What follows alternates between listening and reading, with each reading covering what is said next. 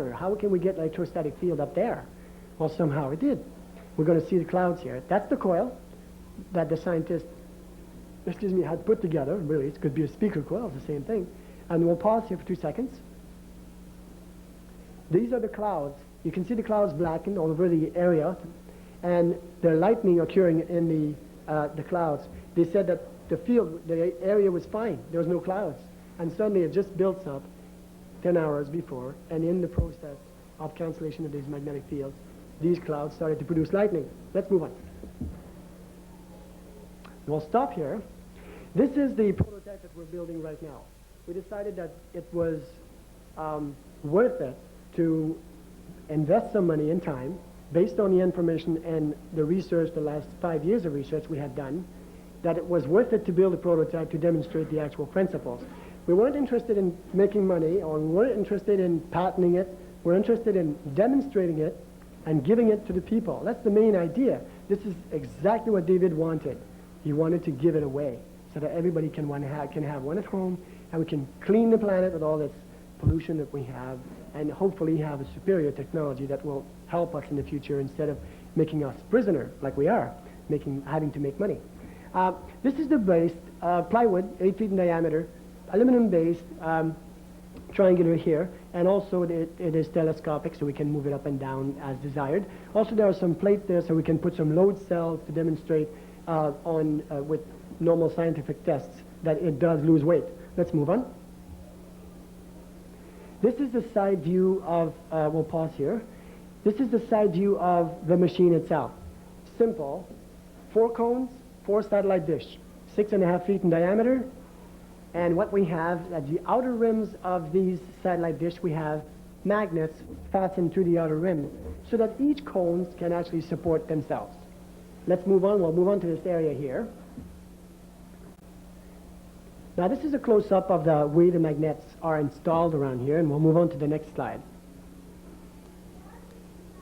Okay, here you can see your magnets being fastened to the actual outer rim of the cones. This is all to scale, by the way, and you have 4 individual cones. You can see the bottom one is attached to the actual frame. This is the plywood base that you just saw. This is actually attached to it, and this is a metal angle of about 6 inches long by 4 inches wide, an inch wide, 4 inches long here, 6 inches long there. Why this one is there, we have that about every 2 feet around the device. This is to hold on this ring that goes all around the device inside. It looks like really a ring. This ring here has all its magnetic field opposing this one here. So this is a channel. We put the magnet in it, and we put a second magnet that the size of the diameter of the ring is slightly smaller, about 3/16 of an inch, to allow movement of this here. So this channel is fastened to this extension, which is about 1/2 inch wide by about 4 inches long. And the reason why we put this magnet here is that we don't want to interfere this magnetic field with this one here, so that the movement between these two here is fine. This one then, because this is not a completed drawing, but it's very close, this one will then be attached to the wall here, so that this is fastened to this one fastened to this one here. And all we have in the center is these 2 cones that are actually independent from each other. The way we keep them in place, we have small little double-sided cones in here and there, and you can notice there's nothing in the middle here, because at the very top of this machine, there are balls at the top. And we'll show you what they look like. Let's move on to the next slide. This is a close-up of these double-sided cones, and you'll see their size.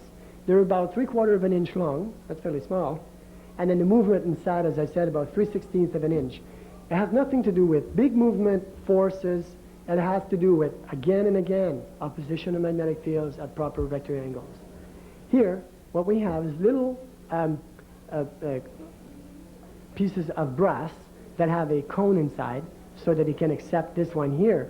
And of course, what we're doing is that we're locking in place the distance of this cone here to this one, but allow the movement sideways and in rotation so that these cones can actually wobble inside the device.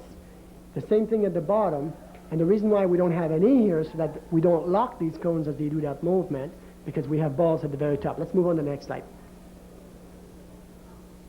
Okay, you can see the actual movement. Can you see the up and down movement as this little double-sided cone moves? There's an actual up and down movement. So some engineers are coming along and saying, well, There's no up and down movement, so why are you saying it wobbles? It certainly does. Not very much, but it wobbles, about a 16th of an inch. So it goes up and down like this, but it also wobbles like this. That's basically what the wobbling motion is. So as this cone can rotate, though it locks in place in this position, but it also can rotate in place. So that's the main idea, that it doesn't really matter that the cones are actually forced and drop, but what counts is that they can move in different directions. And again, remember what we were talking about, the actual flow of air inside the device? The flow of air will be the one that actually lifts the cones apart, where the magnetic field doesn't need to be as strong anymore because the air takes over inside. Let's move on.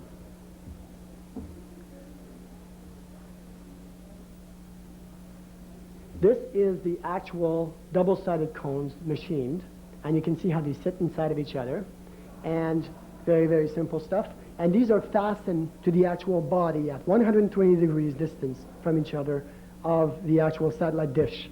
Move on. Here, I wanted to show the slides because these ones here that you see there does not look like it's fastened to the actual cone. Because it's 120 degrees apart and the machine is cut in two, you see the actual little ball there behind. So it doesn't look like it's attached to anything because we're not cutting there, we're cutting before that. Now we'll move on to the next one.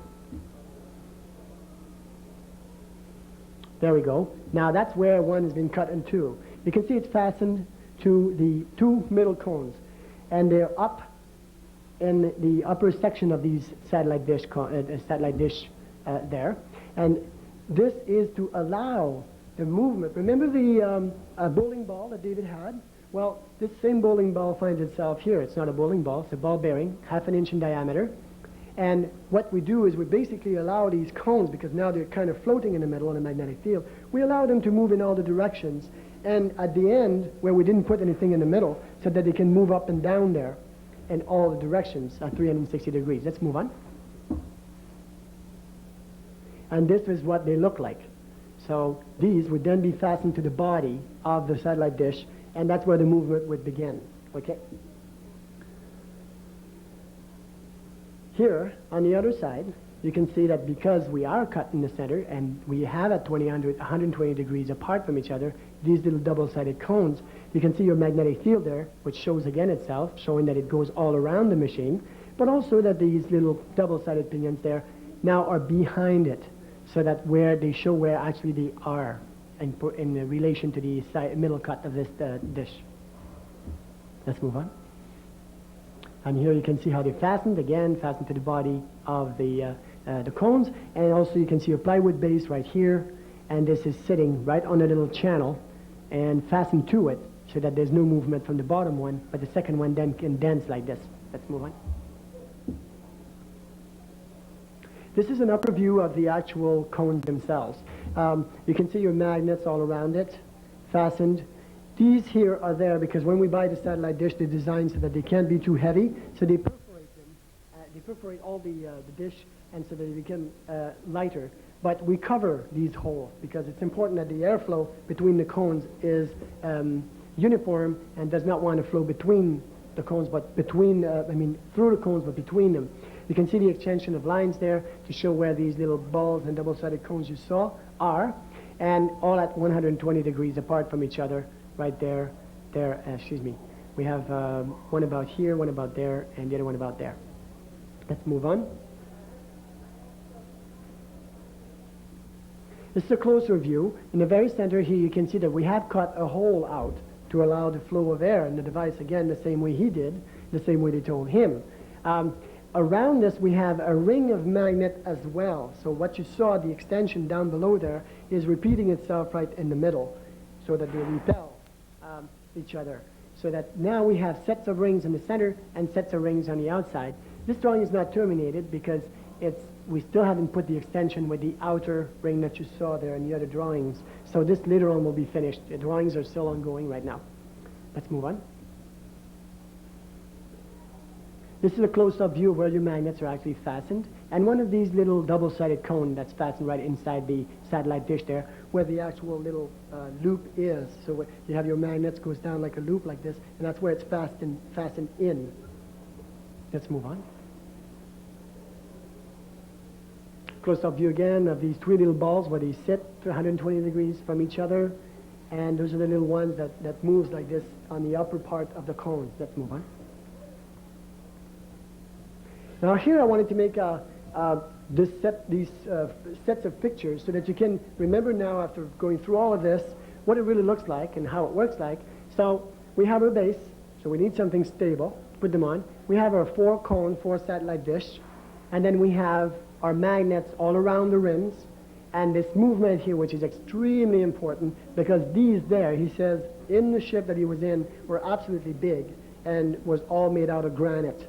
Granite's very important to him as well. In the book, we extend on that because the reason why they took him back east as well was because of the granite that you find there, and that's where he lives now as well. Let's move on to the next slide. And this is, again, what they look like, so you can see these little balls. That's what this one sits there, and this one is this one here.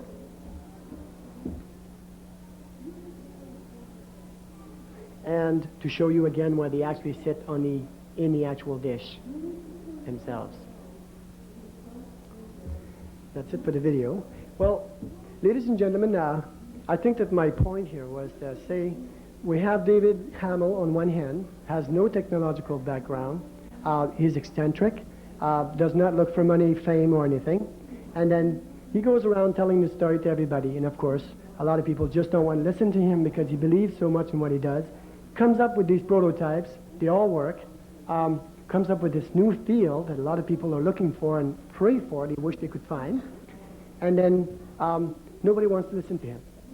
On the other hand, I brought these people here, these scientists, which have built devices, complicated devices, to study the effect of opposing magnetic fields, and these people come up with the same results.